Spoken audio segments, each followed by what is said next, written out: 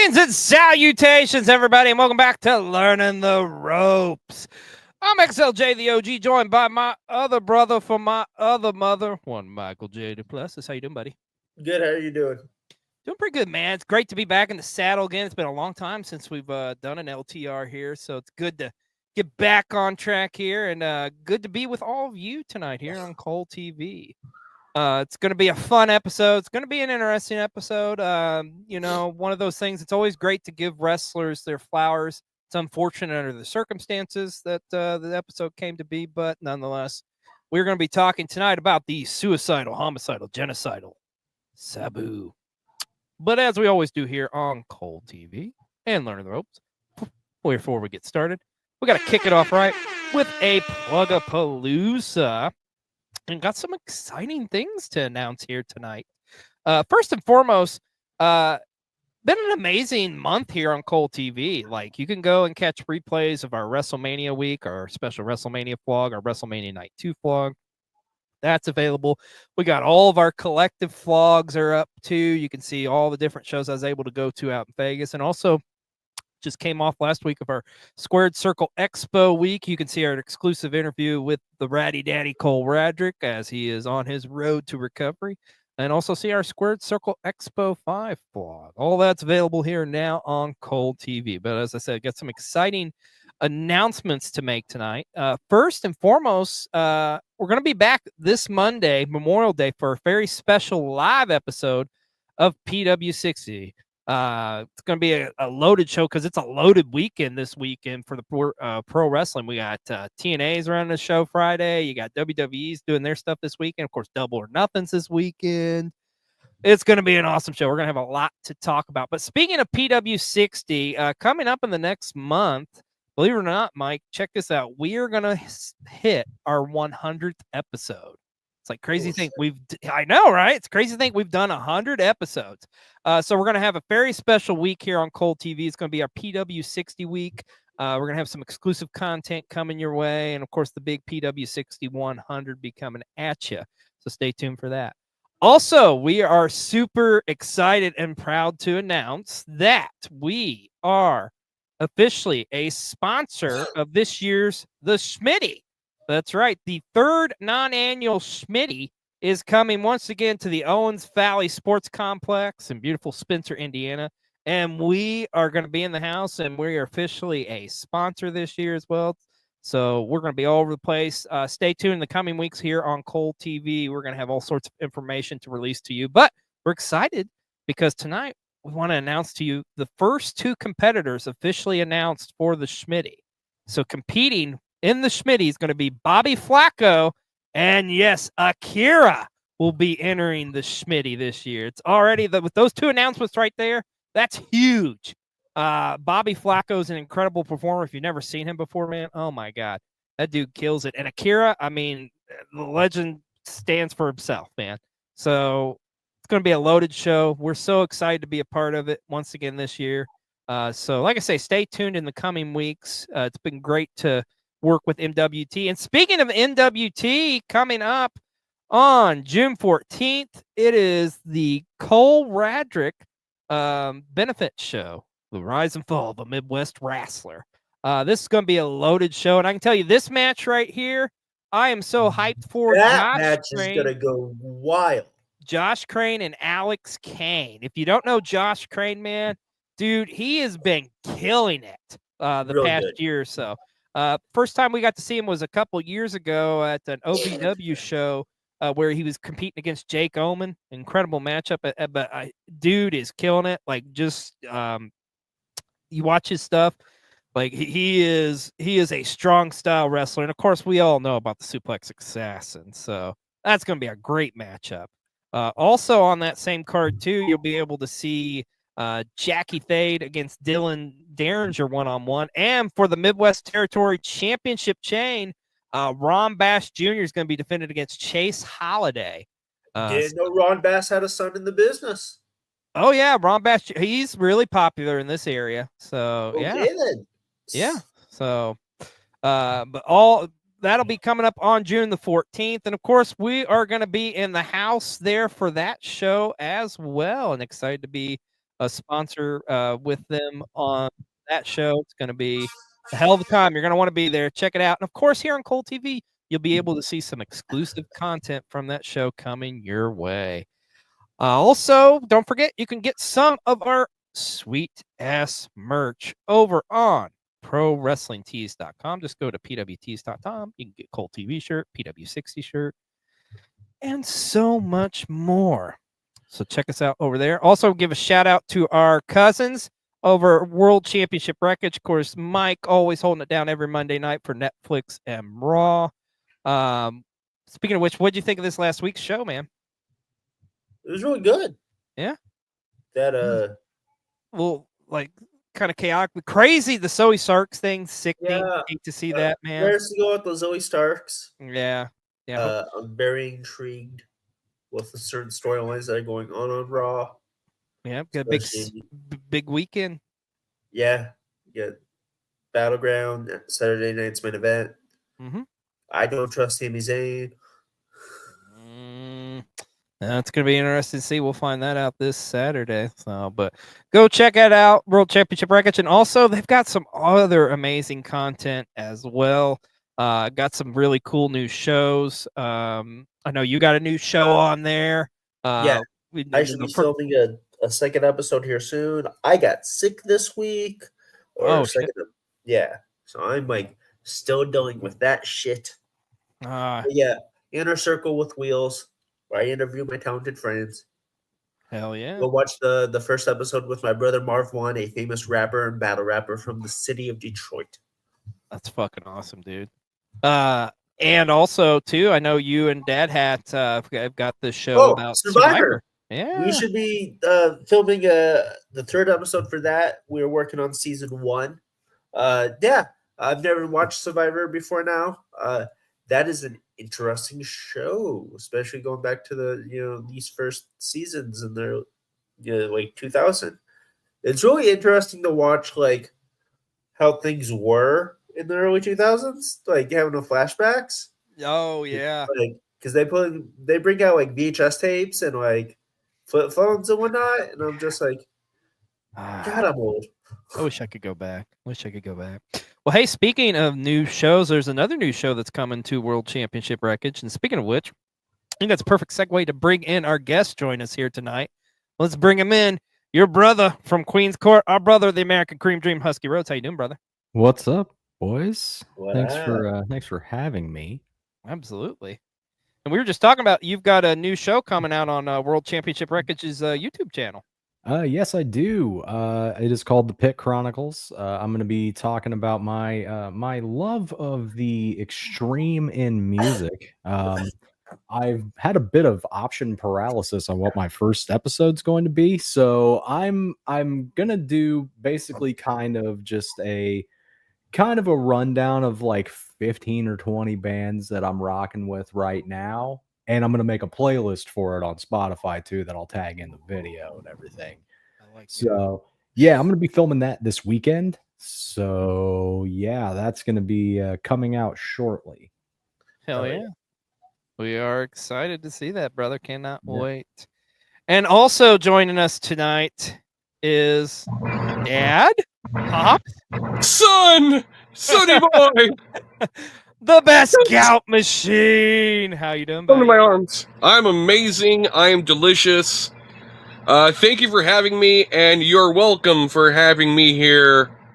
America, I'm here for you. Yes. Me and dilapidated baby Penta with its stretchy legs. Dilapidated baby Penta. He was addicted to heroin upon his birth. Oh no! Oh God! And oh no! I'm sure you can't breathe in that. He didn't have. You guys are already in trouble with one person in the wrestling business. Don't make it 2 in a week. Bring Penta. I have settled Nieto. Let's just. I can do the walk too, motherfucker. I love it. Well, it's good. It's good to be with you boys here tonight. It's good to laugh and be with your family, be with your brothers. And just you gotta look at things in life, man, because life's too short, man. Because we lost a great. And that's what we're talking about tonight. We're talking about Sabu.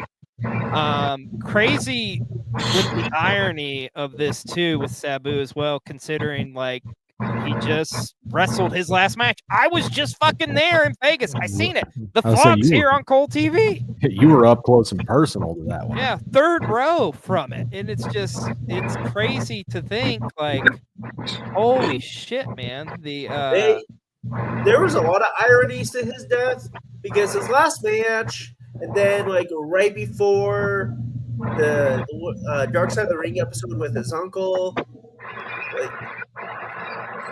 with all like a few days before. Yeah, it was like a few days beforehand. Yeah. Mm-hmm.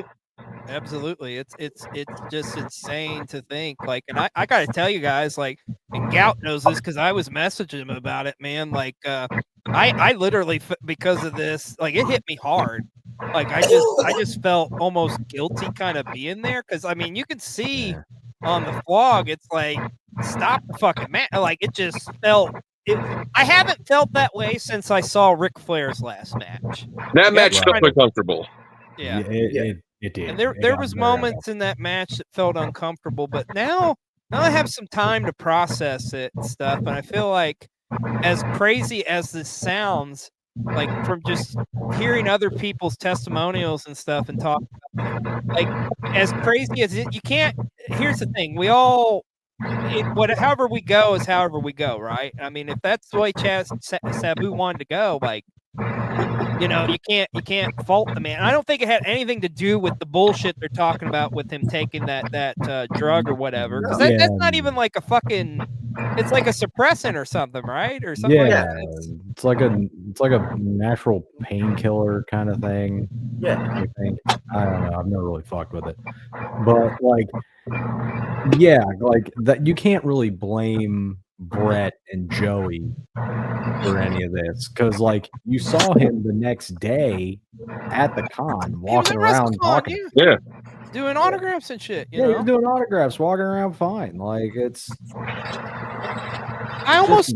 This is gonna sound crazy, but I almost feel like Sabu kind of knew. Like, I feel like he knew, like, okay, this is it. This is gonna be it for me. Because everything about it, if you think about it, like just him coming out, like wearing the whole white attire and stuff and the suit, it was just so fucking unusual.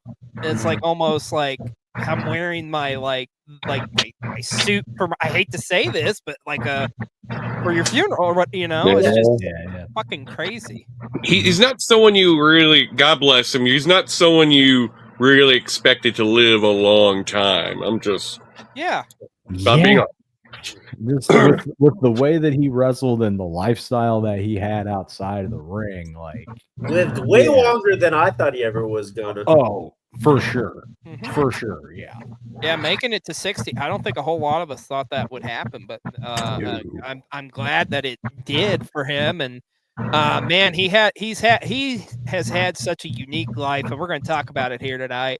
But of course, when you talk Sabu, the very first thought I think everybody goes to, or you have to go to, is the fact that like he's wrestling blood and royalty because his uncle, the Sheik. And I think the thing is with Sabu, there was this immense pressure on him to live up to the legacy of the Sheik. And the fact of the matter is, the Sheik is one of the most hardcore wrestlers in all professional wrestling history with the stuff the Sheik was doing. So it's like Sabu had to somehow top that, or just come up with that extreme style to match his uncle. And like Sabu, at the end of the day, ultimately was he's a trailblazer, a trendsetter. But you never saw anybody like Sabu. You'll never see anybody like Sabu again. The stuff that he was doing, it was unheard of in that time frame. You hear the phrase like ahead of his time. I mean, that's Sabu. Like, you're never going to see anybody do like a triple jump moonsault like him. Never. Right. You can see guys come close, but never as gracefully as Sabu did it. No. I'm like, you go back to like early ECW, like 93. He's like, he wrestled a match, he loses the match, and then he just moonsaults a table. Yeah. Nobody on it. Like he just Shits and breaks a giggles. table. Yeah. Like it was insane. Love it. Weird guy. So weird. Love it. But If I was athletic, I would do the same thing. oh yeah, I would totally fuck up a table because reasons. No, yeah, it's crazy to think too, like how like Sabu, and I think people think of Sabu. They obviously you think ECW, but if you think about Sabu, started in 1985 was when he made his debut. Like literally, WrestleMania was 1 year old when Sabu made his in-ring debut. Like that's how long the man's been doing it. And I think if you look like his original, the stuff he was doing and how he started and where he got to me, it's a fascinating journey that he had. Of course, we talked about the Sheik, how huge of an impact. Of course, him training under the Sheik. Guys, let me ask you this before we go too deep into this. What are some of your first memories or fondest memories of Sabu? WCW, big 95. Yeah. Oh. It's interesting you say that, but yes, he had a run in WCW. Yeah. I'm right there with you, Gout. That's actually the first time I saw Sabu too was in WCW of all places. And also ICP, mentioning him. Yeah. But Sabu, your mom threw a coffee table. Oh, who's this guy? Nice. My first memories of Sabu, ironically, is with a company that is not in good terms with most wrestling fans. Because, like I've said here on the channel before, I saw ECW very late in my in their career, so Sabu was already out when I saw ECW. So I saw Sabu the first time in California. Oh working for God! that piece of shit Rob Black in XPW. I knew it. Oh God! I knew it. Wrestling a guy who's become actually a good friend of mine, Billy Welsh, aka Messiah. Messiah. Oh yeah, they had some great matches together. They had some, Sabu versus the Black Army was phenomenal. Yeah, the Black Army. My first memory of seeing Sabu was getting his neck broken by Chris Benoit. Yeah. That was the first show of ECW I ever saw. Oh shit! There was a guy that I went to school with. I was like 95, so I was like 9 years old. And this kid who was a couple grades older than me was like, "Yo, you watch wrestling?" He's like, "Yeah, you need to watch ECW." And I'm like, "What's that?" He's like, "They hit people with cookie sheets and shit." And I'm like, "You're insane." You had me at cookie sheets. And then I found it. It took me a couple weeks, but I found it. And the episode that I saw was Chris Benoit wrestling Sabu, and he does the weird backdrop thing, and he lands flat on his head. And like, I love how like they did the telestrator to show like the impact and shit. Impact it's just line like and shit. It's Yeah, like, dude, God damn, crazy. dude. It was insane. And the fact that he was like still walked and still worked after that is just insane. He won the ECW championship like 3 times after that. It's crazy. Okay, that's Sabu for you, man. It's crazy. But talking about his early years, so Sabu first got started, of course, on the independent scenes in the 80s. Worked for big time wrestling out of Detroit, of course, with his uncle, the Sheik. Worked in the USWA for a little while as well. Yeah. You wouldn't know a fun fact? Yes. USWA is the first time him and Rob ever wrestled. Is that right? I could see that. Really? I could see that. And he was not known as Sabu. He was known, ironically, because the name would end up in WWF and with a Samoan, Sabu. Yeah. Yeah. And then, of course, you know, he goes on the. I think where Sabu truly becomes Sabu that we would know is when he did his first tour of Japan. And of course, working for FMW, a Frontier Martial Arts Wrestling. I also have a great Sabu FMW story that I heard about it like first time like a month ago. Let's hear it, brother. So I was watching a few shoot interviews, and Mike Awesome tells a story Sabu was wrestling Tiger Ali G. And the promoter was like, hey guys, by the way, Yakuza's in the front row. We're here to watch the show. Do not go near them. So what does Sabu do in the beginning of the match? Tosses Tiger Ali G right into the Yakuza. And starts brawling with him. And then one of the Yakuza guys hit Tiger Ali G. That meant, and then Sabu was like, no, fuck that. So they got in a fight with the Yakuza, aka the Japanese mafia. When I think Sabu lived longer than you thought he should have. Yeah. No shit. So this is him starting his career, essentially. And then the brawl ended up in the locker room or in the hallway. And Mike Awesome comes out the locker room like, what's going on? The fans can't see this. And then he was like, oh, black suits. That's not who that's supposed to be. Oh shit. And he creeps back into the locker room like, yeah, I'm good. All right, peace. Well, to me, when I think of the FMW run or the initial run, I think of the infamous match that everybody talks about, the fire match with Onita and Tarzan Goda against him and the Sheik. Yeah. Like, we could talk about this, folks, but it doesn't do it justice. So we're actually tonight we're gonna do things a little different here on Learning the Ropes. We're gonna actually kind of watch some highlights of some different matches of Sabu. So first up, we got to talk about this one. This crazy ass tag team match with Onita and Sheik. Sabu Chitty. And Sabu. I mean, look at that. Look how fucking crazy this is. Like FMW was going for it, man. Yeah, because Onita's just fucking nuts. Also, too, I like how this is like a commentary with Chris Candido too, as well. Of all people, Chris Candido. I planned on having a long match, but it didn't turn out that way. It just got too hot. Let's listen in on this. Yeah. God, look at that fucking. Dripping off those, like, what are they thinking? What is Onita thinking?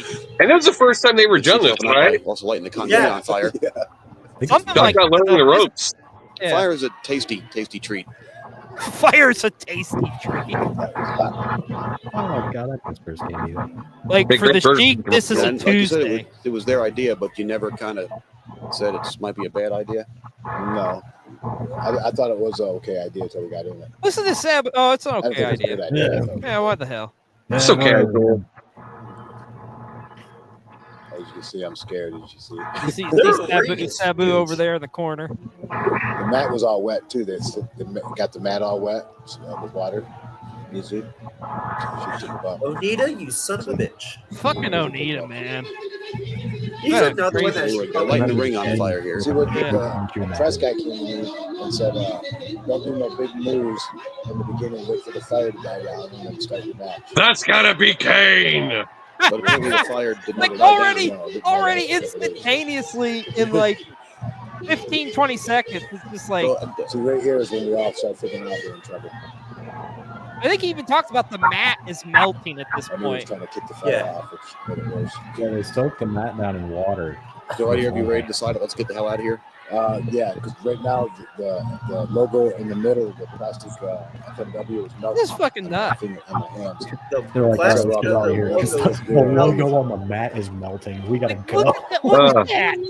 This is like singed pubes everywhere. So many, all of them. I love that. Look at that. Sabu's like, Sabu's like, fuck this, dude, get out of here.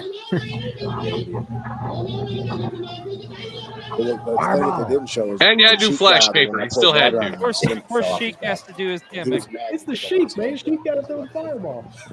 I can see why that pissed somebody off, you know?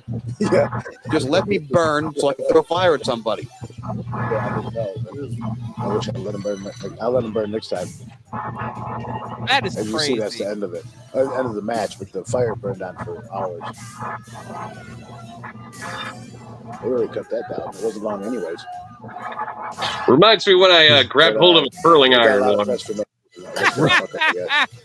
Well, press because 4 guys are man. almost burned to death in a wrestling ring. That's true. That's press worthy. Yeah. Don't you think? 4 minutes 31 That's seconds. wild. Just, I don't even see how that was 4 minutes and 31 seconds, dude. That was crazy.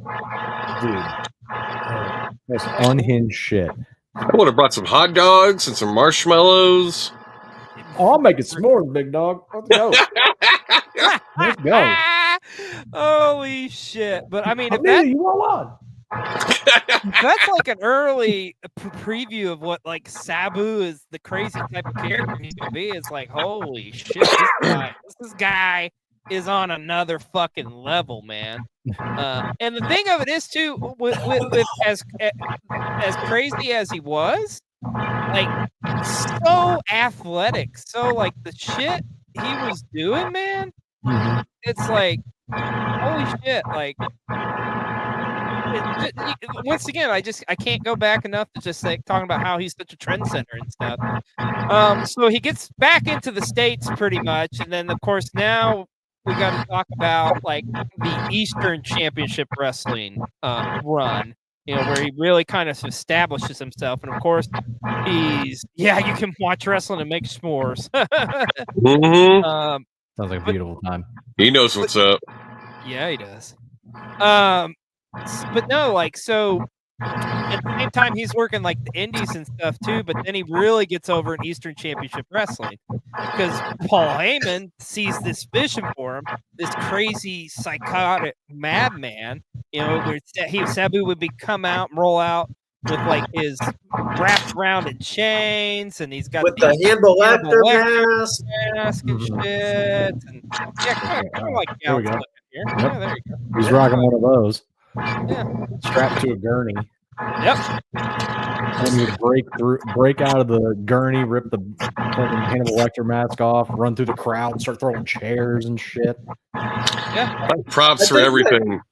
I also think what makes that presentation even better, I think we have to give a salute to his handler, 911. Oh yeah. 911 is his handler, Big that's right, menacing yeah. dude as his freaking handler. That mullet. The innovator of the choke slam. I can't hear the song Godzilla without thinking of 911. Yes. Literally every time I hear I'm looking around for a giant mulleted man to choke slam. Come someone. out and just choke slam the fuck out of you. Yeah. You know, one thing, like in like looking up stuff for Sabu and stuff. Like, I think it's interesting. A lot of people don't realize this. I didn't even realize this myself. But I was reading some like interviews and stuff. But do you know more or less part of the reason why the 1-2-3 Kid got a job in the WWF is because of a match he had with Sabu? Yeah, it was an NWA. Yeah, how crazy is that? So, Lightning guys, Kid. we got Shout out to check this out. NWA Midwest. Look at this. I love the matches this company was bringing out. Look at some highlights of this matchup. Oh. This is from '93. Like, could you imagine seeing this shit in '93? It's like, what? You would have been losing your mind. Yeah. This is like a week before he goes to Raw. Razor. Yeah. Look at that. The sunset flip to the outside in 1993. Bleeding like a crazy. Ninja Mac doesn't move like that now, and we lose our minds. Right, yeah. And this was 30 plus years ago. Here we go. Oh, he caught the knees. Oh, from the top.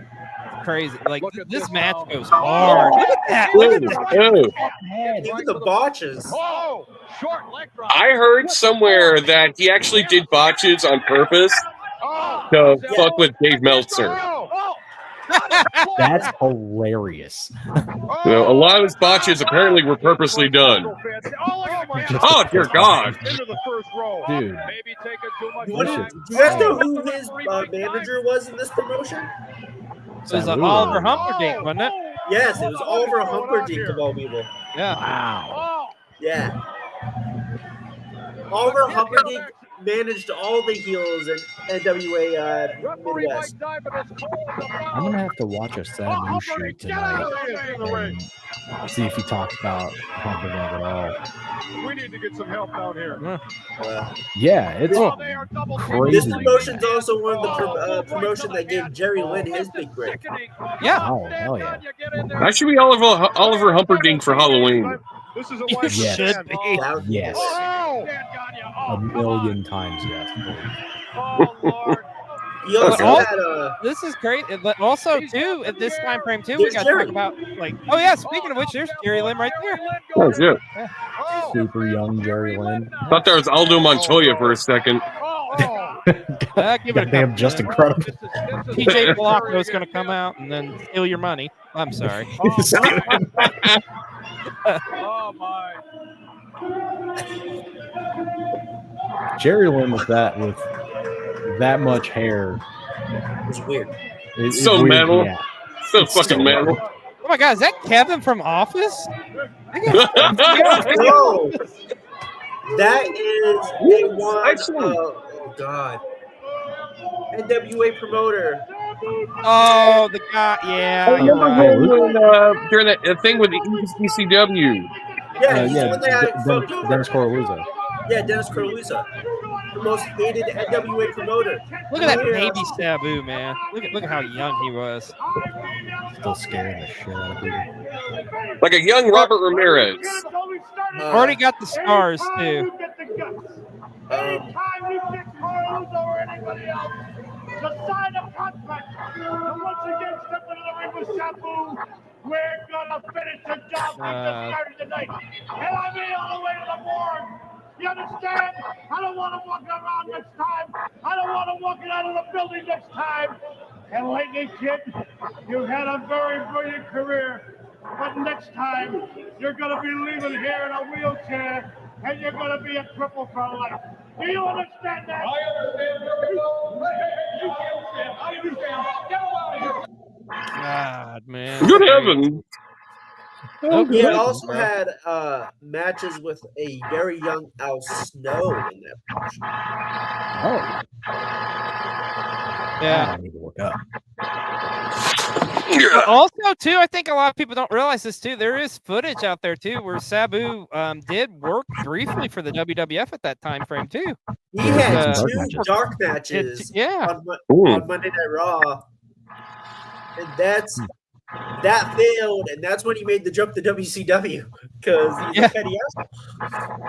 Like, he went where the money was, brother. Yeah. That Look, we Ted got Turner money. We got to talk about like that amazing run he had in Eastern Championship Wrestling, because I mean they literally strapped the rocket to him, and rightfully so. Like his first title run, he's the ECW champion. He's also the ECW. He wins the ECW Television Championship. Has incredible rivalries with guys like Terry Funk and the franchise Shane Douglas. You got to talk about the infamous the night the line was crossed. That three-way dance that really put Eastern Championship Wrestling at the time on the map, man. Because that match is incredible. I don't know if anybody's ever seen that. If you haven't seen it, go watch it. Oh, yeah. I think it goes 60 minutes, doesn't it? Yeah, it it goes does. a full hour. Yeah. Shane Match is Douglas is 60 actually minutes. the only one that completes the full hour. Yeah. Funk gets taken out like right away. And then Sabu comes in. And then Sabu gets taken out and Funk comes back. And then Sabu comes back. Like it's a whole thing. It is a fantastic watch. Yeah, Sabu and Terry both did 45. They did the whole hour. Yeah. It was by design because he was world champion at the time. Yeah, I mean, and Shane Douglas back then, man, was like, oh, he was so good, dude. He was so good. And after that match, Captain Lou, yeah. They cut a phenomenal promo after that match, talking about how he was going to be the face. The company told that was the first time he said the name Dick Flair. Yeah. Oh yeah, yeah. Flair. Long hatred of Ric Flair. He told Todd Gordon to fuck himself. Yeah, he went fucking wild. Yeah, he held the franchise held nothing back. Like, and that's a shame too. I don't think people talk enough about him to this day. But I mean, Shane Douglas, man, is a huge part of ECW back One in of the my day. favorite heels. He's my He'll Mount Rushmore. smash of your knee ECW. into an obliterate. Yeah. Yeah. What does that even about a guy mean? who threw a man in a halo onto the ground. Right? The shit with Gary Wolf was wild. Yeah. Like, forget about Dean Douglas. Forget about Surfer Dude, The Skateboard dynamic Dynamic dude with him Dude. and Johnny Ace. Yeah, it's all about the fucking franchise, baby. And he was managed by Sherry at that point too. He was. Oh yeah, Yeah, Sherry he Bartel was. was his So, manager. That's right. you know what? Now we're talking, boys. I think at some point we're going to have to do an Eastern Championship Wrestling episode on Learning the Ropes here. 'Cause that was a Give great me a call, Daddy. that was a great time. But also we got to talk about too the partnership with Tasmaniac. Because this was Taz before he was Taz. He was Tasmaniac. And really, Tasmaniac is what got Sabu, like, both of them over. It's amazing to me, like, how Taz and Sabu's careers kind of intertwined throughout the years. Because I think outside of Van Dam, the first guy you think of when you think of Sabu is Taz. One of the great rivalries in all pro wrestling. But it's Sabu just was starting here. Taz's first match in the company. Right. He was his first match with the company. Like, it pretty much got Taz a job, more or less, in ECW. Taz said, if it wasn't for him, I would have worked for Paul for 7 to 8 years. Right. Absolutely. And then you look at, like, everything that Sabu did, and they, like I said, they formed a tag team. Of course, it'd be a short-lived tag team because, like you say, Sabu went where the money was, brother.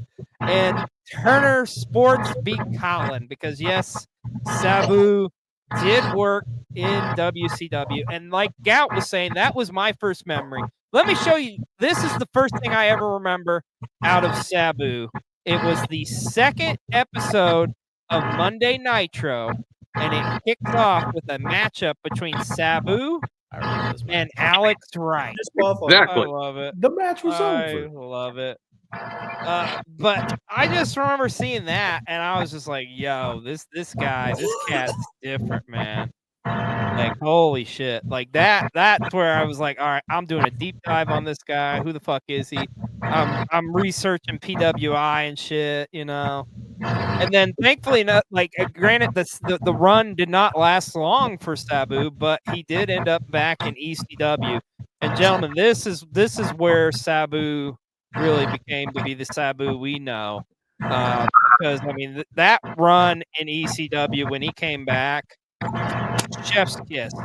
Like, just first and foremost, the way he came back, because it's at this point Tasmaniac is no more.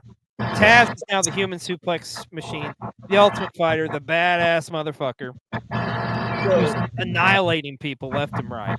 And then Before we get into that, we skipped over his in New Japan. Yeah, that's right. He did have a run in New Japan. Well, hell, he won the fucking IWGP Junior Heavyweight Championship. Oh, yeah.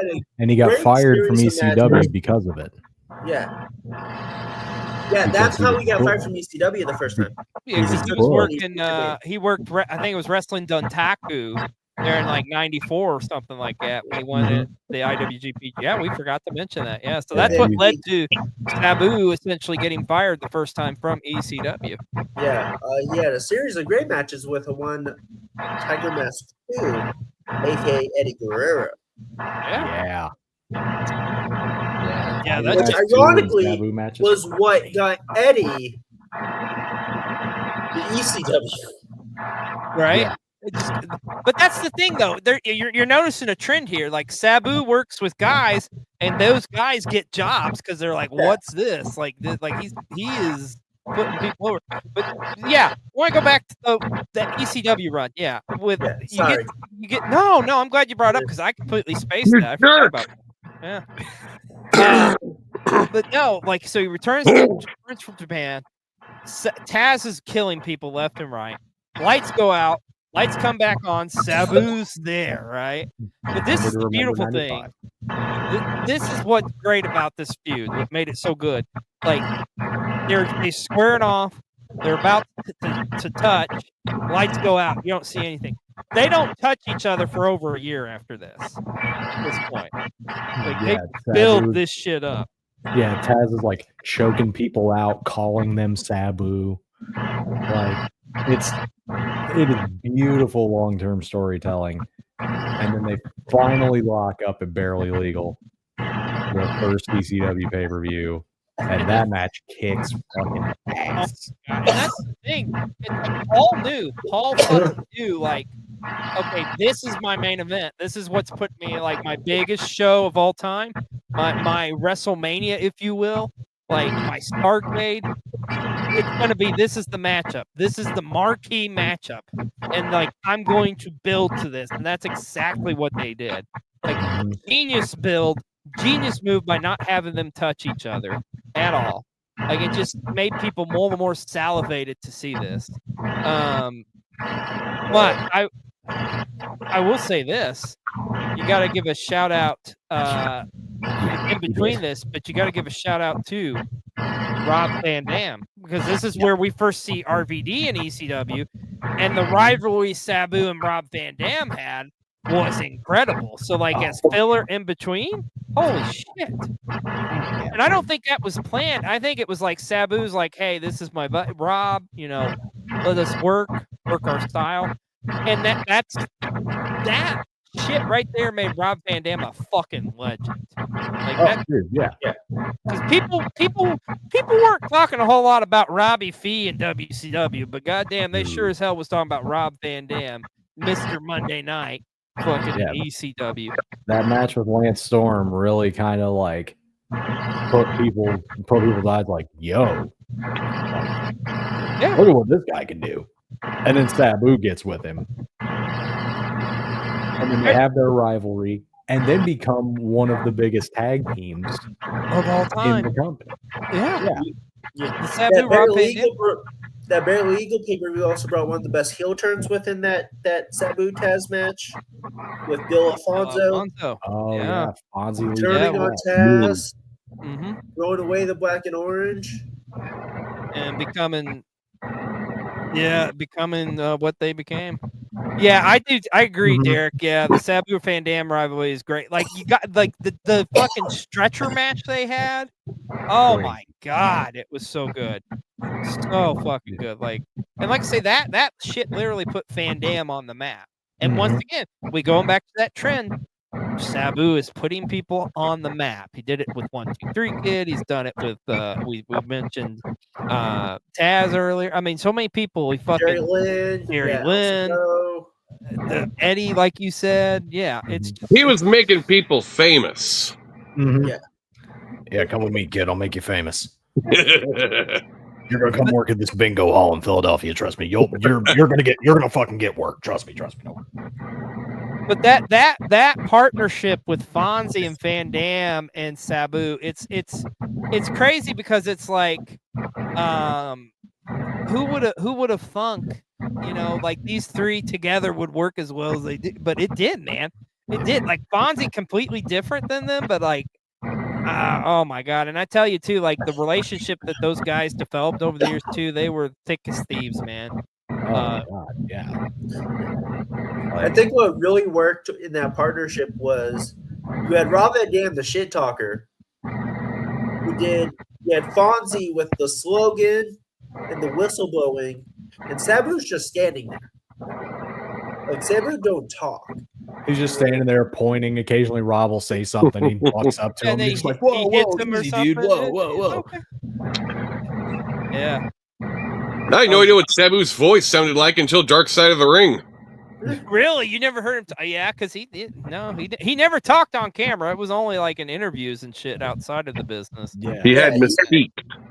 Yeah, he had a few shoot interviews, but yeah, I had been a while, and I was like, oh yeah, he does talk. Like I remember buying that DVD that Jeremy Borash put together, that Forever Hardcore. Yes.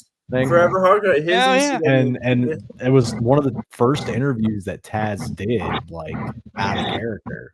And he starts talking, and I'm like, "That's what he sounds like." Yeah. Huh. Interesting. He just sounds like a dude from Michigan. All right. You were Hey, expecting guys. like a Middle Eastern accent or something. I was expecting some type of accent. I was not expecting a Michigan one. I was like, He's like, okay, all right. he's Midwestern as fuck. Oh yeah.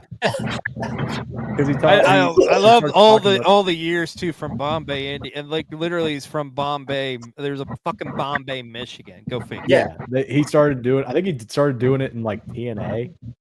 Yeah, It was that TNA Independence run where he was like, "Oh, Bombay, Michigan is kind of funny." Yeah, fuck it. Let's go with that. I'm not Indian. I'm Lebanese. But that rivalry though with Taz, man, my God, like you mentioned it, Husky, like that barely legal match, it goes fucking hard. It rocks, dude. It's so good. Incredible. And they would kind of on again, off again feud like throughout those like 97, 98, 99. Like one of my favorite stories that was they did this later on. I think it was 99 when Taz was like on a run there of like killing people, and then Shane Douglas was ducking him. Like Taz took out Sabu. And then like Sabu comes back, I think it was like a guilty as charged 99 or whatever. And like beats the fuck out of Shane Douglas and Taz, and then they end up going into Living Dangerously and have a matchup. Because remember too, that's also where before that, because Sabu had defeated Taz for the FTW championship. Yeah, right. Remember, the only other person in ECW to hold that belt. The only other person in ECW to hold that. He wrestled with a broken jaw at that point too. That is fucking head wrapped up in tape. Yeah, fucking psycho. That man had a closet full of fucking Elmer's glue and masking and athletic tape. Like I swear. I just love him talking about the barbed wire match with Terry Funk. When he does the air Sabu. I forgot about that. Yeah, when he does the air Sabu in the corner and he slices his bicep, right? Yeah. That is a perfect segue because that's what I want to talk about next. Because I think the match that cements Sabu's legacy and his toughness is Born to Be Wired. The no ropes barbed wire match against the legend Terry Funk. God damn it. I hope we don't get kicked off the network or kicked off the YouTube for this one, but let's take a look. It'll be worth it. This match is on YouTube. They can't kick you off. Suck it, YouTube. I believe this is the first. Was in my home state. So I'm going to shoot straight with you boys because I'm not 100% sure. I think we may have just got kicked off the air. Yeah. I think I think we're live, but I think we also I got a message saying, "Hey, you guys just got suspended off the air." Well, suck it, YouTube. Well, god damn it. We pissed off some asshole in the wrestling community and fucking now this shit. We're controversial. We're apparently too goddamn controversial. We're BBC. We're the Bad Boys Club. We'll try to see if we can. This is so weird. I've never had this happen before. Your stream is unavailable for policy violations. Wow. All right. All right, Bad Boys. Well, I guess we're kind of live, but also say whatever you want, guys. Fuck it. Talk about labia, vagina, whatever. Go, just go to town. Say Bad Boys. Okay, I'm sorry. I will not say Bad Boys anymore. Rough Riders. Stop, drop, shut him down, open up shop. Yes. Okay, I think it says on here, if I'm reading this right, so fuck, we could even be back on the air. So we learned. It says streams are interrupted when copyrighted. So apparently that was copy. I'm sorry.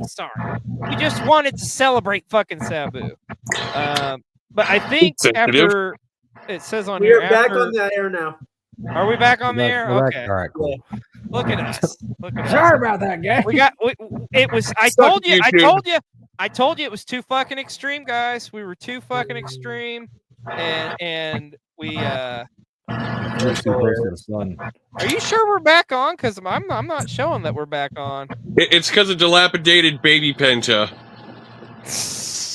God damn it! I'm so sorry. We were for a second. Oh, were we? Okay, I'm showing. Yeah. I don't know if we're back on. Well, we'll get this figured out. Leave us a comment if we're back on. Yes. Let us know. Do I get to change their diaper? So, well, we learned. Okay, yeah, we're back on. We are officially back on. We're live now. We got too extreme for Cold TV, so we do apologize about the temporary freeze there. We learned our lesson. Sorry about that. I apologize for nothing. That's right. You should have seen it. Because while we were off there was nudity. Gout was doing some things with like a circus animal. I don't know. I can't describe. So My jaw hurts. I could understand why. So, well, once again, we do apologize, but we'll get back into our discussion here of Sabu. But you get the idea, like just the craziness of that last match that we were talking about. God, you should have seen the stuff Gout was doing to like Baby Pinto over there. It was creepy. It was rough. It was definitely triple X rated for sure. More entertaining than Serbian film. Dear God. Oh man. Oh no. But Born to Be Wired for me, like I say, I feel like that's what really just made the legend of Sabu all the more like incredible. Another guy, another rivalry in ECW we got to talk about. I don't know if you can see the shirt here behind me. The Sandman. Yeah, dude. Let's talk about the rivalry with the Sandman. Like you remember the match they had at I think it was the Living Dangerously, and it was like the Singapore Cane match. Yes. It was Sandman against Sabu. And they like literally hyped it up like, oh, we can't even show this match on pay-per-view. Of course, it was all part of a ruse because Taz and Bam Bam went through the fucking ring. But still, that match goes hard, dude. Like, I think there was a November to Remember. They had a ladder match and just the shit they were doing. That's what I remember is that November to Remember match. Yeah. That ladder match is nuts. Yeah, 97. Yeah, that match is crazy. Oh, absolutely. It went hard, bro. It went crazy. hard. Absolutely crazy. But like, and you guys mentioned earlier that the partnership with Rob Van Dam, and them winning and dominating the tag team titles, the tag team scene. And this is a time too when you got tag teams like the Dudley Boys, you got the Eliminators, you got the Gangsters, like who are these incredible ECW tag teams. And you got Rob Van Dam and Sabu just running roughshod.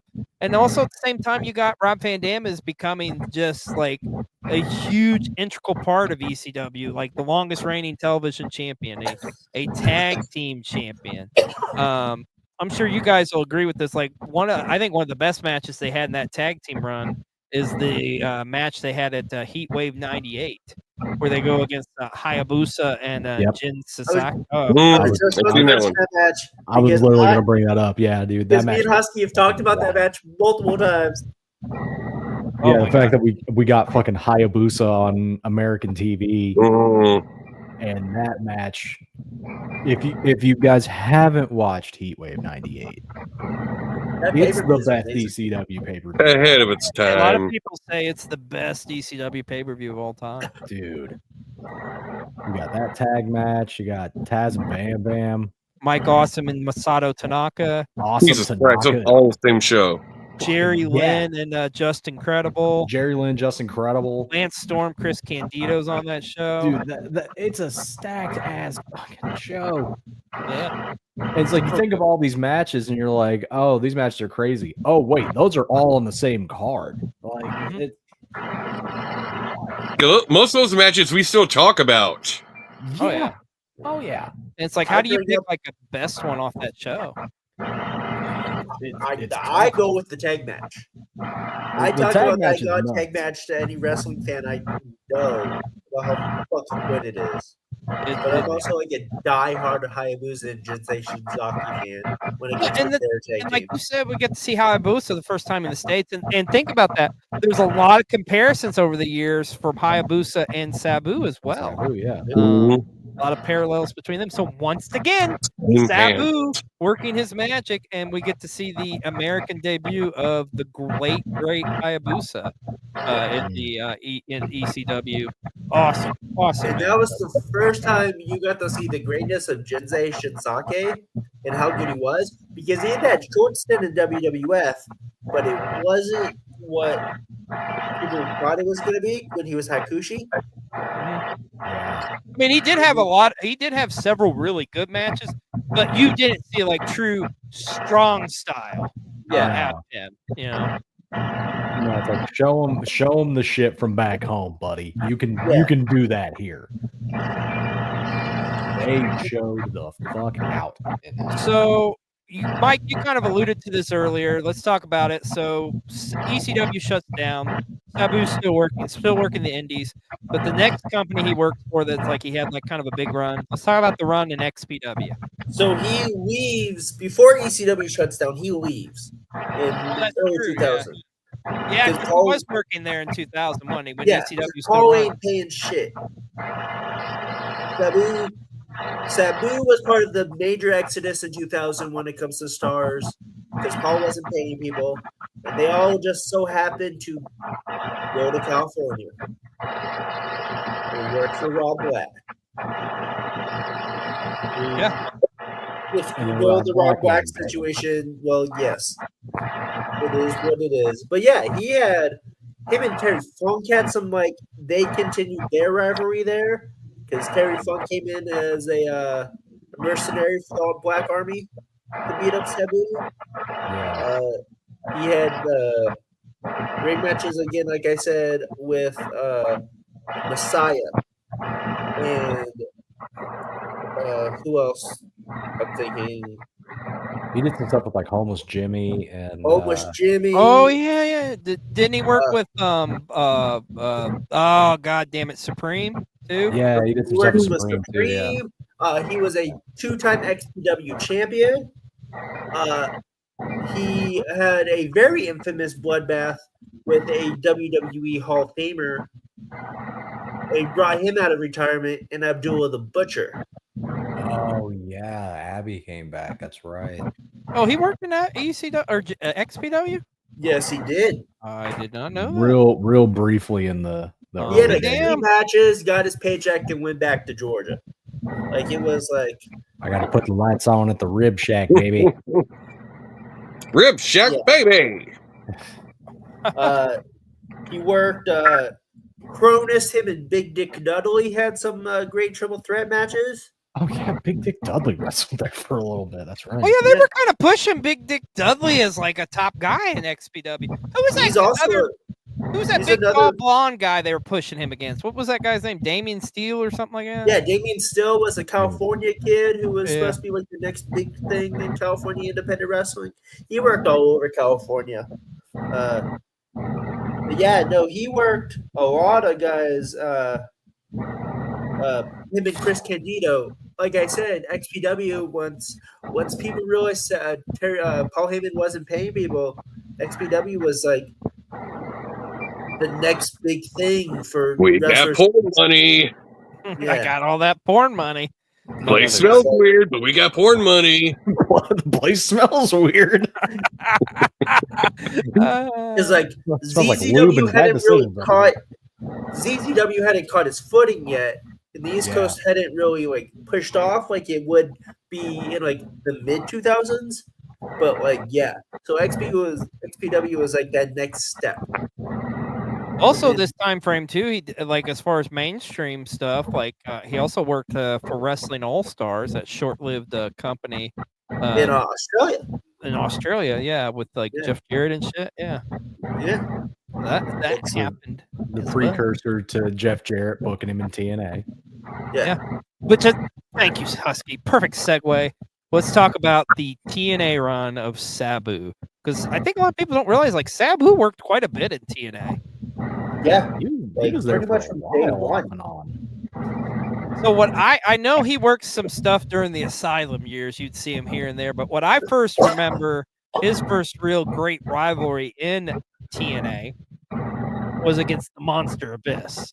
Mhm. Yes. The matches Oh, those yeah. guys had was amazing, and then it all kind of like was the big blow off was the barbed wire massacre matchup with Abyss and Sabu, which I think that was a no ropes barbed wire match as well. I think it was. Yeah. And that was a brutal matchup. Would love to show it to you, but hey, they've already said no, you can't show one Okay. barbed wire match. No, suck it, YouTube. Suck it hard. Yeah. I want mascara come down your eyes, YouTube. Christ on a cracker. In the Asylum days, he had a really good match with the first NWA champion of that era in Ken Shamrock. They had a short feud. Oh, really? Yeah. Okay. I can see that. Is there anybody that Sabu didn't work with, you know? And that's the thing. I don't think people realize this. And as we've been talking about it, I mean, we've still got more to talk about Sabu. I think Sabu's one of those only guys who that man literally worked for every company at some point or another. Yeah, every single one. Every single one. He did stuff with WWE, WCW, ECW, TNA. I think he did some stuff in MLW. Yes. I was gonna guess that. Yeah, he did. New And, Japan, first stint of FMW. MOW, yes, he did. He had a great feud in MOW during the first run of the company with Parka. Oh shit! Oh, Ooh. really? That Sabu would have been Parka. fun. That would have been fun. Oh yeah, shout out to you got, shout out to you got La Parka. Park in there. Yeah. LA Park. La Parka. But like Skeleton Man. it like the legend of Sabu still growing at a time when like really the only product people mostly know is WWE, you know, and he's doing his thing, and then of course we got to talk about the WWE run, the WWECW run. Oh, I was going to continue talking about his indie run in the mid 2000s. I have a lot of work to say about that. Well, go ahead, brother. What do you got? There's probably more that we're not realizing. So He did a lot of NWA stuff. He actually wrestled and won Steve Corino for the NWA title multiple times. Really? I didn't know that. He worked. He did end up. He worked a couple ZZW shows. I remember seeing him at a Combat Zone show. The most one he is most notable for is a 6-man tables match. And it's for an event called ZZW Apocalypse. And the 6 men in this match is Sabu Messiah and Adam Flash versus Trent Acid, Wife Beater, and Nick Gage. Oh shit! Oh wow! I gotta find that one. That sounds fucking crazy. Send that to me. Yeah, link me. He also worked most notably in this time for. Sadly, he would work for a company that is known for not the best of reasons, a company called 3PW. Oh God, shout out to Meanie's Blue Meanie. company, right? Yeah. Yeah, well, Jasmine St. Clair's company, but fuck her. Fuck that bitch. She only got into it because of Meanie. Yes. He would have. You know what? If Blue Meanie had taken it up the ass and people watched it and paid for it, he could have owned the company with his own money. Damn it! Just keep that in mind, folks. If you want to own a wrestling company really bad, take it up the ass and fucking put it on film. And God damn it, we're gonna get kicked off again probably. But why don't I own a company then? Hey, buddy. Hey, Blue Meanie, how are you? He has in that match they have the first ever in the States body bag match. Okay. Sandman, Sabu, and New Jack. Was Jasmine St. Clair in the body bag too? After she ended up this is probably gangbang? No, this is probably one of the shows where she no-showed without the money. She hadn't done the gangbang yet to get the money. Okay, that makes sense. No, she was probably in Seattle cheating on the man she cheated on Blue Meanie with. Yeah, with 100 guys. Yeah. All 100 of them. Yes. The entire Seahawks defensive line. Oh Christ on a He was a key part in what was the Philly Wars. oh The Philly Wars, anyone who does not know, was independent wars where 3PW, ZZW, XPW were moving to Philadelphia when Shane bought the company after Rob went to jail. They all moved to Philadelphia or in Philadelphia, and they all took turns working the arena.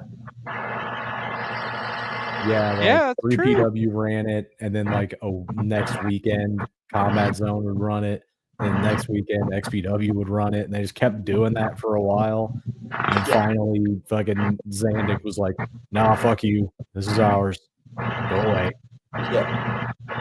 Well, And a probably lot at of some wrestlers point. would stick to one company and be very loyal to that promoter. Sabu said, "Fuck y'all, I'm getting my money," I'm getting that motherfucking and he money. worked for everyone. I got bags to catch. Where? Yeah. Who's paying?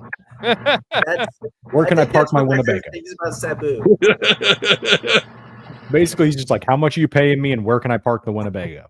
Oh, That's it. I don't give a shit about anything else. You got barbed wire? I'm down for barbed wire. Barbed wire. The wife's gonna be cooking shit up in the Winnebago. If you're hungry, go out there and get you some. I'm gonna bleed everywhere. I'm gonna have a chicken fried steak when we're done. But yes, that independent run, I think there's a lot of great hidden gems match wise.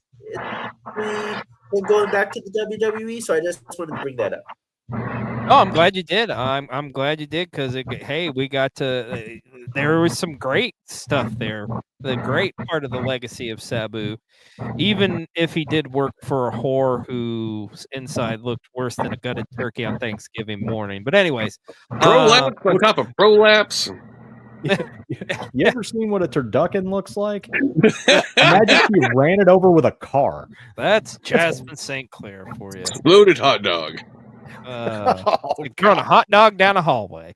Anyways, hot dog in the microwave. But yeah, let's talk about the WWE ECW. So first off, you kind of mentioned this a little bit earlier, Husky. So like the Forever Hardcore documentary comes out at the same time they're doing the tribute show at the ECW arena where they're recreating the infamous the night the line was crossed triple threat match with Terry and Shane Douglas. But the next night at the Hammerstein, Sabu would come out as a surprise as part of the initial one night stand going 1-on-1 against Rhino, which was a fun, awesome match. But when WWE announces like, okay, we are officially bringing ECW back, like they signed Sabu. So Sabu at this point officially works in the WWE.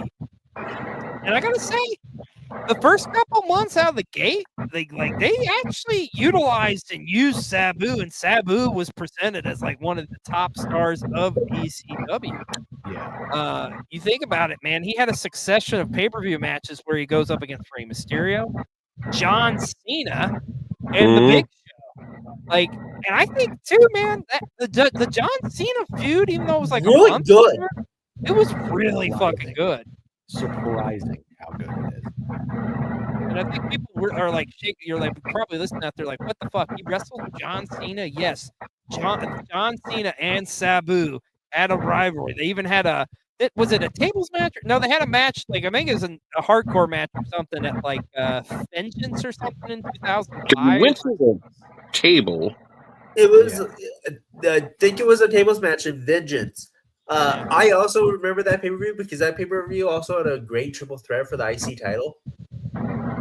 Was that where Shelton and Morrison? Yeah, Shelton, Carlito, and Morrison. Yeah, I remember that. Yeah, that was a good show. It's got Shelton Benjamin in it, so that match is gonna kick ass. I can tell you this too, guys. In that time frame, I actually got the privilege of going to like right before they did the one night stand. They did a hype show. It was WWE for ECW, and it was Dayton, Ohio. I actually was at that show. Yes, because that was like the return of Jazz to the company. Like she just showed up to like wrestle one of the divas. Yeah, and if I remember correctly, I think that was the first time they did I think Sabu did wrestle Cena that night. I thought. Yeah, that was the first Because one. Rob Van Dam wrestled Rey Mysterio because they both would be challenging for their respective titles at that one night stand. But as it kind of goes on, and then Van Dam wins the WWE title, has his run. Of course, there's the infamous they got pulled over and got busted for weed.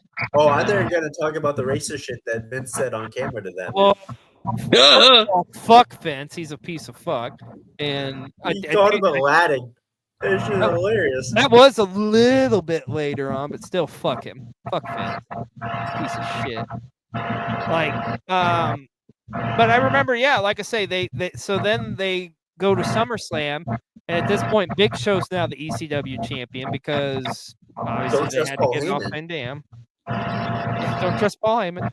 Don't trust Paul Heyman. Sabu and Big Show have a great matchup, honestly. And this, you know what? Hot take.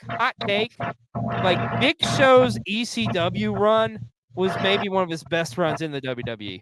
I think. Like him as the ECW champ, it wasn't bad. He was doing shit that you wouldn't expect him to do. He's doing hardcore matches. He's bumping fucking Ric Flair and Big Show on an episode of ECW randomly one night, and they're fucking they're doing goddamn barbed wire and thumbtacks and shit. Yeah. Never thought you'd ever see that. Yeah, dude. The fact that Big Show, Ric Flair, ECW in the same sentence. Fucking weird. 2006 was a weird time, brother. It was a very strange year. So then you get as this continues on, and Sabu's working for WWE ECW. He does get a WrestleMania match. He does get to work at WrestleMania as part of the ECW rentals against the fucking New Breed. I know you love the New Breed, Mike. I like one member of the New Breed, okay? Marcus Corvon. I have it on good authority. You're aren't you into vampires though? I thought you was into Kevin Thorne and Ariel. And Ariel, yeah. That's the only thing that mattered to me. Oh, I'm never mind. I'm getting it mixed up. You were really into the teachers, right? Like Matt Stryker wearing the little shorty tight. Matt Stryker. I was into Michelle McCool when she managed that weird tag team when she was the teacher's assistant. Yeah, I can respect that. I was a Layla man myself, but I Layla, yeah, high up there, yeah. Oh, and she still looked good too. Shout out to Layla. Mm-hmm. Oh man, she looks aged like a fine wine. Ooh, Lord of mercy. We love you, Sabu. We love you, Sabu. So the WWE ECW run comes to an end, and then Sabu works some more indies, pretty much more or less for the rest of his career. Really, return to TNA multiple times. Mike, is there any indie stuff he was doing after the 2006 that really sticks out that you remember or no? Make me moist, Mike. Because I can't think. I mean, I think it was all just kind of it was here and there or whatever. Yeah, it was nothing major. He worked. I know he worked very much. He did a lot of stuff for the Juggalos. Yeah. Oh yeah, that's right. He worked in the JCW. Yeah, he did all the JCW stuff. There was the when TNA tried to do the ECW thing. Yeah. EV2. Right. Yeah. Can we have an honest conversation here for a brief moment? That was the drizzling shits, right? Oh, yes. Absolutely. Fucking yes. Taco. That should be bad. It was bad. TNA had nothing to do with ECW. Why on earth were you trying to just copy the whole one night stand vibe? I was like, well, we've got the Dudleys, so I guess we could do it. Yeah, you got. They had the Dudleys and the Stevie Richards and Raven. It's like, well, shit. Rhino's there. TNA's like, well, shit, that didn't work. Okay, bully, we're gonna turn you into a biker gang man now. That's it. That'll work. There we go. And you're gonna turn AJ Styles into a weird wannabe biker. He's like emo-ish. Yeah. But I will say though, when he walks out to Evil Ways and then it breaks into Get Ready to Fly, Every time I Yeah. see it, I lose my fucking mind. That was a pretty cool moment. The phenomenal one is back. So one thing I think though, that's cool for Sabu during this time frame is he does meet the love of his life, Melissa, and they develop a relationship, and like she would be with him pretty much everywhere he'd go, man. And of course, she was a former bodybuilder, I believe, before she got into the Melissa Coates. Of course, she was a professional wrestler as well. But I think it's cool, like, and even though I think they were together for maybe like 5 or 6 years, because unfortunately she did pass away several years ago. I think it was like back in 2016 or something like that, maybe. Yeah. It was like the mid 2010s. I remember that. But I think it's just amazing, like, and good for Sabu too to find the love of your life, and that just goes in 2021.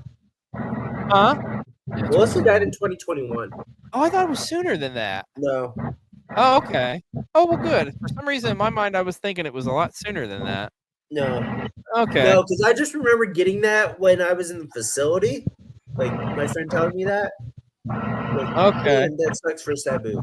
Oh, good. Okay, I was thinking for some reason like they didn't have as long of a relationship, but that's great. Okay, that comforts me actually. Yay!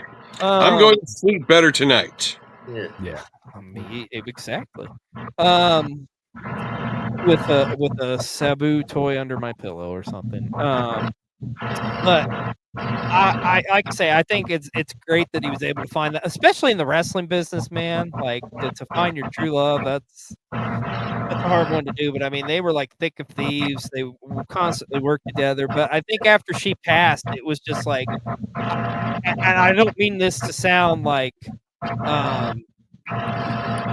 mean or anything, but I feel like Sabu kind of felt like he was on borrowed time at that point, because it's like that was the love of my life. Like, what the fuck else am I gonna, what else am I got to live for, Like, I mean, he still worked a lot. He worked with GCW, worked in AEW, had a brief stint in AEW. He didn't wrestle, but I mean, he was there.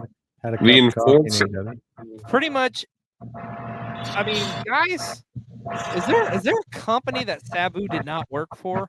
Like, anything that was around while he was wrestling, I think he worked for. The only company that I can't even think of that he made is Ring of Honor. Yeah. He probably didn't work at Ring of Honor, did he? Yeah, That would have suited him. Yeah. He wouldn't know what the hell to do. What do you mean I'm going to shake his Fuck hand? your honor code. What do you mean I'm going to shake his hand? I'm putting him through a table. Fuck Put that. him through a table. Then I'm back in the Winnebago making a grilled cheese. Smoking some weed. Eating a grilled cheese, drinking some whiskey. That's the only major company that I can't think of he didn't work for. Wow. Yeah, Google that shit later. That's crazy. I never would have. Yeah, that's crazy. And probably not PWG. No, I don't think he did PWG either. Yeah. Okay. I would have loved to have seen him in Super Dragon wrestle. That would have been that would have been good.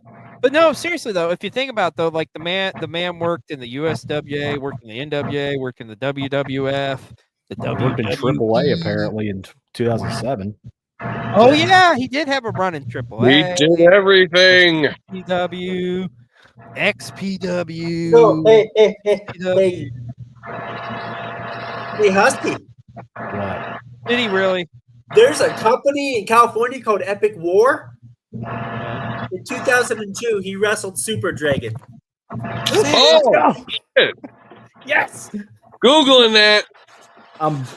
Dude, give Mike fucking 30 minutes. He will find that match. Because he does that to me all the time. I'll be sitting there working and I'll get a fucking Facebook message from this dude sending me 3 random Reckless Youth matches from like 98 that Reckless Youth doesn't even remember doing. That's amazing. I love that, dude. But yeah, like, I mean, the man literally worked everywhere. But let's talk about it though, guys. We kind of mentioned this earlier too, like the last hurrah, Sabu's last match. Obviously, I was hyped for this just simply for the fact that I was excited to go to the collective. And then when they announced they were doing this matchup and this was his last matchup, I was like, oh, that's sick. Mike, I think it was on this show even. You mentioned that it was because I didn't even realize it was a no ropes barbed wire match until you told me. Yeah, you were shocked. I was like, holy shit, really? I don't think they announced it till like 2 weeks before the show. I could be wrong. And you hadn't watched that GCW show. I hadn't watched that GCW show yet, and you said that. I was like, what? And it's just crazy. I can tell you, man, the feeling, because that going to those shows that week, like there was a good crowd. Bloodsport was one of the bigger ones, but the biggest crowd by far was Joey Janela's Spring Break. It was the largest crowd for Joey Janela's Spring Break they've ever done. There was over 2,000 people there. And it was interesting. It took less than a half an hour, Husky. You already found it? You took 3 minutes. That man took 3 minutes and sent me that shit. That's crazy. He sent it to me. Yeah. I got you. I sent it to the best scout. Oh, you did? All right. Nice. Yeah. That was easy. Nice. I got some shit to watch after we wrap up. But like during the shows and stuff at the top of like the theater, they had it kind of blocked off with like sound barriers and stuff because like I say, it was still probably mostly 800 to 1,000 some people there at the different shows I went to. Wow. But that fucking show though, that shit was taken down because they had to, because it was literally a sellout. The Pearl Theater, it was rocking, and the vibe there and stuff, everybody was super hyped. Dude, but just watching that, it looked insane in there. That whole show was great. The match to match, bell to bell was incredible. Kicking off with that incredible tag team title match, and then of course our buddy, the Ratty Daddy, showing up, a surprise appearance. Then you get Jordan Bozilla and Megan Bain. Oh my god, that was probably that one was of my my favorite first time matches. seeing Bozilla. Oh yeah, wild. Dude, yeah. That match rules. Yeah, that match was incredible. Great matchup with Zack Sabre Jr. and Manders as well. That's on that show. Oh my god, the matchup between Atticus and Fuego and the stuff that KJ Orso's doing now. Holy shit! Oh, so fucking good.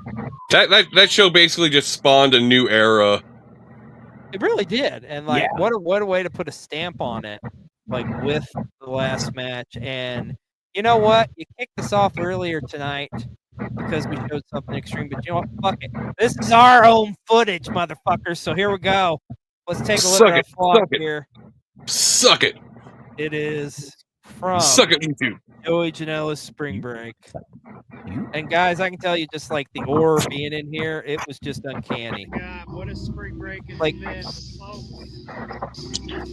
Look at that sexy beast. You were talking about the person behind me. Never mind. Suicidal, homicidal, genocidal maniac Sabu.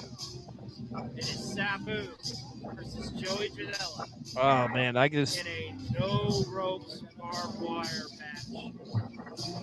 By the way, there are so many LA people in the front row of that show. Yeah.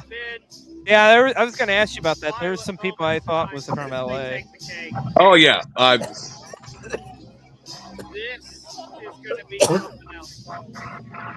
You can see The guy with the mohawk. There you go. This guy was that guy kicked ass who set up the barbed wire. That guy, because everybody else was pussyfooting with it, and that guy came in and pretty much set up the rest of it. But you can see like the stuff they're bringing out. Look at Emil's reaction too. Look at this. He's like, that many fucking people. I'm not gonna lie, Emil's Kurt Angle. Oh, it was fire. That suit is fucking beautiful. Las Vegas, Nevada. Are you ready for the main event? That many fucking people. God, I love it. I fucking love it. It was packed. More people were there than Bloodsport, I can tell you. Wow.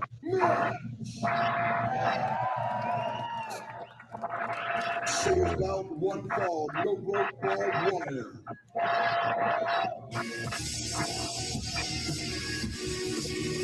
Kudos to Joey in this one too, man. Because, like, I mean, already coming off that injury too, as well.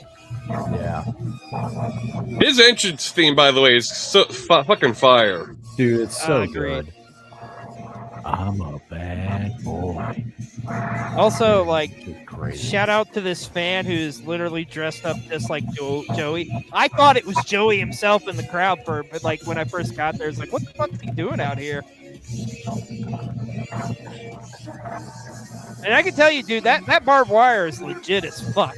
Like, it was like they brought it out in spools, man. That shit was fresh from Lowe's or wherever. The closest hardware store to Vegas. Yeah. A vlogger was there. He took a piece home, and you could tell it's like it's real. It's legit. Yeah. Like, Here it is, man. Just look at like the outfit with Sabu and stuff too. Like wearing the suit.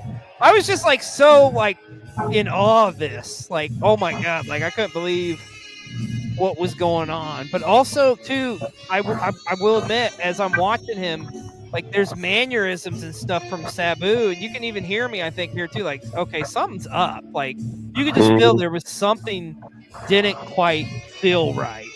it wasn't until he got into the ring, I'm like, oh boy, he's loaded. Yeah. He's just like, lift it up, lift it the fuck up. Yeah. And like, this is a man who has sacrificed his body for our entertainment for over 40 years at this point. A man who, by all rights, shouldn't be fucking walking. Yeah. And yet, here he is. A man who should have retired from wrestling 15 years ago. For real. When he could still like walk on his own. But here you can kind of tell they're communicating. It just looks so fucking weird, man. What the fuck is going on? Well, what up, Will? Yo. How you doing, Yo. buddy? What up, Will? Oh, Dude. yes. I want to open mouth kiss you too, buddy. I'll see you later. I want to put some of your delicious meat in my mouth, and I don't. Get your ass over here. Get your ass over here. Daddy wants some. Want some of that pulled pork. You can pull my pork anytime, brother. Anyway. Wants you to kiss the dilapidated baby Penta. Hey, Baby Penta. Yo. I have a question. You said there was a guy sitting up there that looked like Joey Janela, dressed like Joey Janela? Yeah. Was it this man right here? Yeah, that was him. So, that is a Defy fan. He is from Seattle. Oh, no And shit? every time Joey comes to Seattle, he dresses up as Joey Janela. Joey. Oh, I think I saw him at the on the last show when he went against Suzuki. Yes. Yes. Nice. That's actually that's right after his match with Minoru Suzuki. Oh, okay. Oh, hell yeah. That was a great show. We talk all the time. World Tag Team Champion. Yeah. And a two-time former ECW World Heavyweight Champion. He is the human highlight reel. The homicidal. Make sure you don't show too much. We don't want to get another strike on us. Well, like I say, this is our footage, so they can't do shit. I've had footage taken down from that I took at places. Oh, really? Oh, yeah. Well, be careful. So just saying. Emil is always fly. Dude, He's so fly. MLJ got the best drip in like an all of pro wrestling. It's crazy. I tell him that I tweet that at him every fucking GCW show. It's like, bro, Always got an awesome outfit on at every show. And he I just usually want replies. I want to see his shirt collection. Oh, I bet it's sick, dude. Mm. If it's Definitely anything like his media collection with his DVDs and his VHS tapes, Oh yeah. It's crazy. There was like, you hear a dumbass was talking, oh, take off the jacket. It's like, fuck off. I popped for this when Fonzie came out. again, it's so dangerous. Hell yeah, daddy! I got the chair, baby. Look, I got new teeth. Yeah. There's Sabu, this motherfucker. Well, thank you, Will. And you can see the rest of this exclusive vlog here on Cole TV. Just saying. On Cole TV. They should be appreciative. Thank you, Will. Yes, Right? Yeah. they definitely. It's should. nice. It's nice to have some people in the wrestling community appreciative of us. Oh Ooh. God! That's not right there, yeah, though. that. I was freaking the fuck out. You can hear me. I was. Jesus fucking Christ! Yeah, It never gets any easier. But that's not the scariest spot. No, Scariest no. spot No, is it's next. not. The end of this Yeah. match is fucking terrifying. That the scene the bumper about to get is made me scream. Yeah, I did. You can hear me on it too. Like I'm like I get serious as fuck. Like poor Sabu. Man, he's no selling like an email. Not the suit. Not the suit. Yeah, Like right it. here. This is Right it. This is the sickest spot. Oh, Oh, you were there for that, bro. you were so close to that. Yeah. Oh my god. Yeah, Oh my God. he did. Yeah, I was like, he did. Like, seriously, that's fucking stop. You could hear them smack the concrete, dude. Like, yeah, stop the fucking thing. I'm dead serious. Stop it. That's what I did it. That's what I did. Like,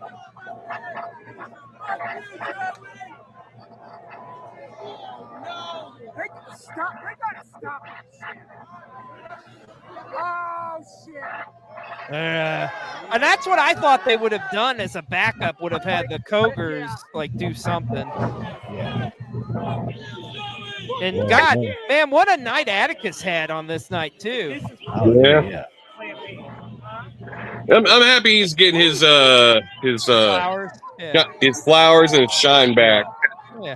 This spot's crazy too. The fucking Fonzie. Stop Fonzie. Like he left GCW, did Circle 6, and I'm like, no one's paying attention to Circle 6.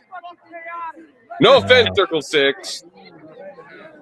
Yeah, it didn't take off the way they wanted it to. Uh oh. Yeah. This And was then like, the wait a lights minute, go what's out. going on? What's going on? And then my inner fanboy I'm screaming like a girl.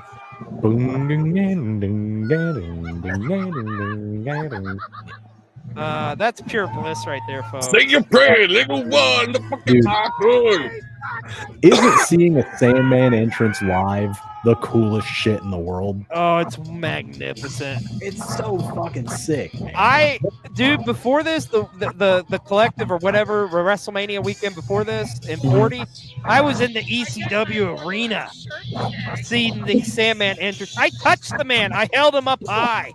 Like it was one of the coolest fucking things of my life. I think You were at the fucking Mecca I was there, dude. watching Sandman come out with this entrance. And the cool thing was before like that show, he was just walking around while we were all in line waiting to get in the arena, fucking with Singapore cane, drinking beers and shit. Just smoking cigarettes. Picture, let's go. Hey, yeah, what's up? I still remember the ECW show in Indianapolis, the one with Taz and Mike Awesome doing that shit with the belt. Lucky. Sandman was there, and he he's walking through the crowd and he's dumping beers on people. And this kid next to me, he's like, "How old are you?" The kid's like 17. He goes, "Close enough," and just dumps the beer down his throat. That's awesome. I was like, "Hell yeah!" Sandman's incredible. You know, it's funny. I ran into Sandman after this too, and like gave him a pat on the back and stuff. And I realized, guys, I have a new thing I got to do at WrestleMania every weekend now. When I go, I got to see the Sandman and touch him. That's my touch new him. goal. Same ass.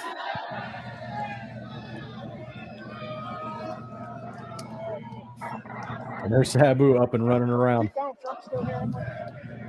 Yeah.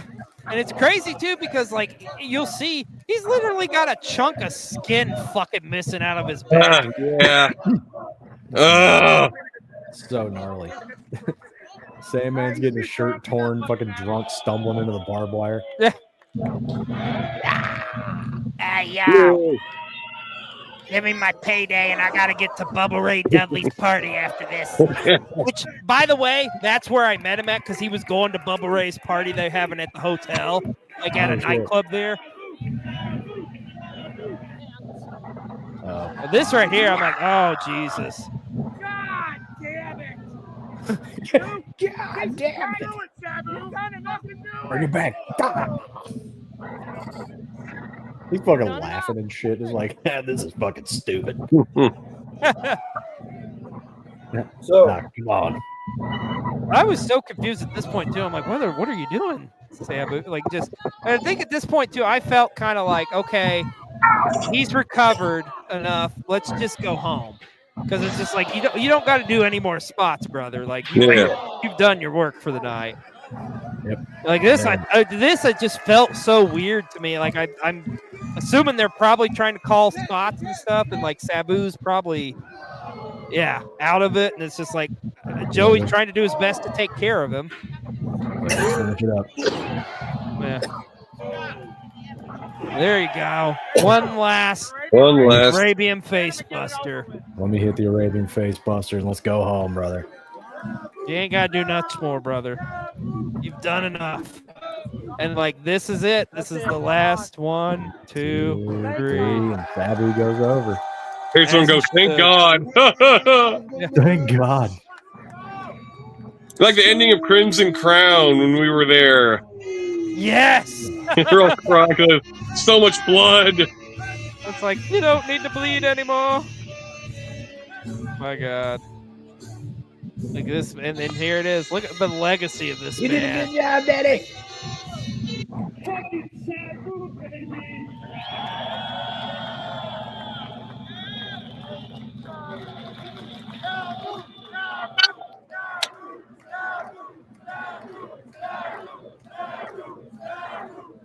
2,000 people screaming and chanting your name, man. Hours ago, I didn't know if this match was going to happen, but Sabu showed up and showed out on Vegas.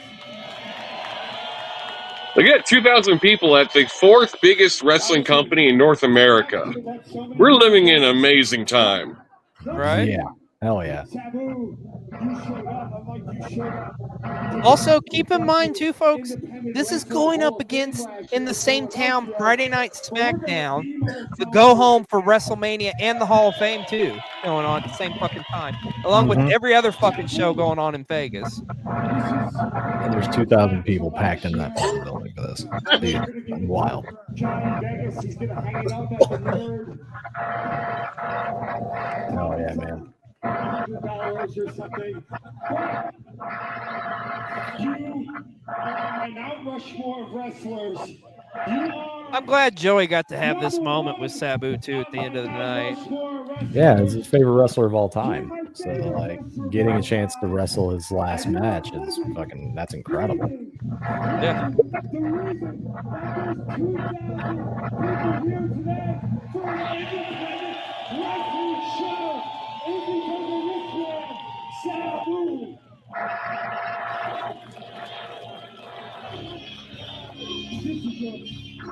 Oh, man. No big words can express what we have seen here tonight, folks. There you go. Yeah, and I meant every word of it. And it's just, like I said, I've had time to process this because I went through a period after when Sabu passed where I was like, oh my God, I got to see this matchup and just, I mean, it was cool, but at the same time, I almost felt guilty, like conscious of like, oh my gosh, you know, I watched like just this pure brutality. But the thing of it is, you think about it, we've talked about it here tonight. Like that was Sabu's career. That's what Sabu did, man. That's what his life was all about, was giving us performances of the lifetime. The man literally gave us everything. Like what the legacy of Sabu is, he is one of the toughest, hardest workers ever in the wrestling business. Yes, sir. And he is a trendsetter. There's nobody going to ever be another Sabu. You know, you say often imitated, never duplicated. That's Sabu.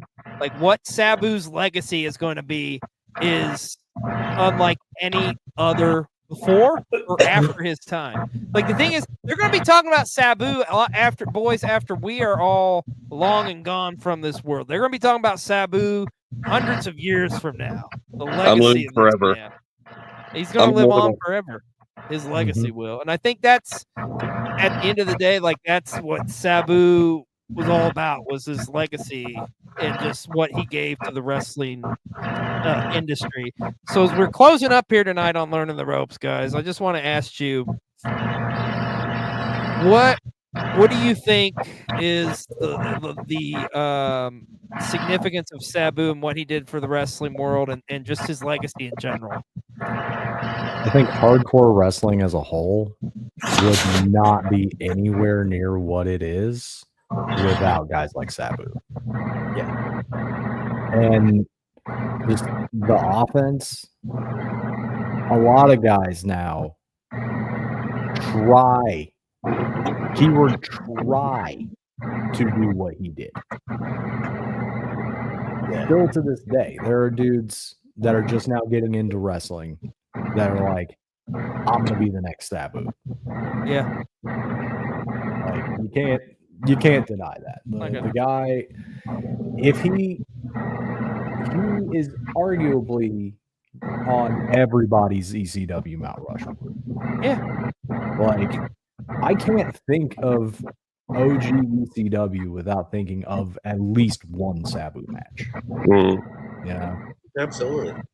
If you're talking about the all-time greats of hardcore wrestling, like Sabu is you could literally put his picture in a dictionary next to it.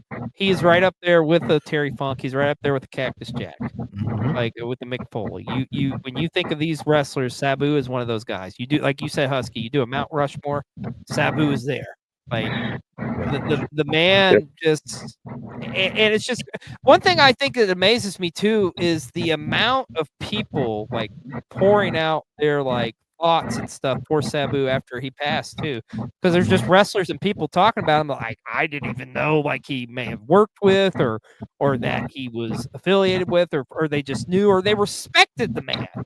Yeah, I think everybody in the wrestling industry respected Sabu. I had that weird clearancy when Sabu passed. Mr. Luther, who works for AEW now. Luther. Yeah. Cody Storms. So I was like, hold up, when did Sabu and Luther come across? Dr. Luther worked in FMW in 92 and 93 when he had a tag team partner called Dr. Hannibal. And they wrestled Sabu and his uncle multiple times. Oh, shit. Yeah. Wow. Yeah, Luther was kind of a big deal in FMW. Yeah, he did have a big run there. I was like, I forgot that like he was a hardcore deathmatch guy. Because like now you just see him as like Tony Storm's butler. Yeah. It's like it's crazy. So it's like, oh yeah, he actually was like a great wrestler. Yeah. Well, you notice that Sabu, I remember seeing like early footage of him in ECW and they zoomed in on him. And I'm like, shit, you've already had scars all over your body before you even started in that company. Oh, yeah. And on a side note, I went to a show, it was my first show since Sabu passed recently. And every person in line, we were talking to him, and every person had a photo of Sabu with him and Sabu on their phone. Granted, though, I want to say it's because he had a connection with the fans. I think it was more like guy needed a payday. He went to conventions. God bless him, though. But he's so famous and never once did a promo. Yeah, never once. Never once did a promo. His aura was all that he needed. Yeah. It was Exactly. all about the presentation in ring, presentation, just getting to the ring, just everything about that's the perfect way to sum it up, Gal. It's like Sabu was an aura, unlike anything we've ever seen in the wrestling world, and we'll never see again. We're gonna miss him dearly, but man, oh man, what a legacy Sabu had, and like I say, we're gonna be talking about him for so many years to come, man. Shit, I just want to go and watch a bunch of Sabu matches now, honestly. I'm gonna watch that match you sent me. Yeah. Well, as we're closing out here tonight, we got to do one last plug-a-palooza here on Learning the Ropes, of course. Husky, my friend, tell us where we can find you. You can find me on TikTok at Husky Roads 912. You can find me on Instagram at the Husky Roads. You can catch me on World Championship Wreckage doing Queen's Court whenever we get our shit back together. We'll be doing more Queen's Court episodes. Fuck Netflix. Fuck Netflix. So we're kind of switching it up. We're doing it kind of in the style of like what Deadlock does, where they do just like random episodes of stuff. We're going to start doing that coming soon whenever we all get free for that. I have a new show coming to World Championship Wreckage called The Pit Chronicles, where I talk about all things metal, hardcore, punk, adjacent type stuff. You can also catch me on this channel for Pro Wrestling 60 doing Husky's Hot Takes and any other random shows that I am called upon. Yeah, that is where you can find me nowadays. There you go. Best Scout, Papa Fata, where can they find you? Oh, well, speaking as the Megan the Stallion of wrestling content creators, you can find me on Blue Sky, TikTok, Instagram, YouTube, Feet Finders. I am on, you see me all the time on PW60. I am available for podcasts and YouTube shows. If anyone wants me on their show, hit me up. I am down. I rarely say no. And please look at my YouTube and just be on the lookout for whatever the hell WrestleSpank is. WrestleSpank coming soon. Is the coming spelled Cumming? Maybe. I do it. I fucking do it. Oh, I can't wait to see what the fuck that's gonna be. That's gonna be exciting. Michael, buddy, tell us where we can find you. MJ DePussis on all social medias. You can catch me here, of course, every other Thursday for Learning the Ropes. Again, I have my new show, Inner Circle with Wheels. I should be trying to film episode 2 here soon. Catch episode 1 with my brother Marv 1. You can catch me on PW60 talking about independent wrestling events. Queen's Court with Husky and the Treble Queen Bree Stout. We should be able to get back to that soon too. You can also catch me on Off the Top Media and River City Radio whenever they need me. So that's it. Everywhere, brother. And thank you so much for being with us tonight too, as you're down, being a little bit under the weather, but you're still just as beautiful, my friend. And of course, we mentioned at the beginning of the show tonight, you can catch replays of all of our amazing weeks we've had here recently, from WrestleMania to the Collective to Squared Circle Expo 5. All those vlogs available now exclusively here on Cole TV. And don't forget, coming up here, I think in about a month or so, we are going to hit a big plateau as we're hitting PW60 100 will be coming to you, the 100th episode. We're going to have a special week there. You're going to want to check that out. And also a huge shout out to all of you and all of our family at PW60 who helped make that show work, as well as all of you who support it and have supported us over the years. There's no way we would have made it to 100 without you folks. So thank you so much. We appreciate it. We're going to have a very special week to celebrate that. And also, as we mentioned, we are going to be sponsoring the third non-annual Schmitty coming up on August 23rd in Spencer, Indiana at the beautiful Owens Valley Sports Complex. We're going to be there for that, so you're going to want to stay tuned for that. We'll have a lot more information coming to you here on Cole TV about that, some of the amazing competitors. And as we mentioned already tonight, Bobby Flacco and Akira, the first 2 competitors announced for the Schmitty, so there's going to be plenty more coming there your way. And huge shout out again to Midwest Territory as we're partnering up with them, and it's great to be working with them, and excited with the future, and you'll be seeing a lot of that cool stuff here on Cold TV. And also, don't forget to check and get some of our sweet merch over on ProWrestlingTees.com. Well, thank you so much, gentlemen, for joining us here tonight as we looked back on the career of the suicidal, homicidal, genocidal Sabu. And thank you all for joining us. Until next time, we'll see you on another episode of Learning the Ropes.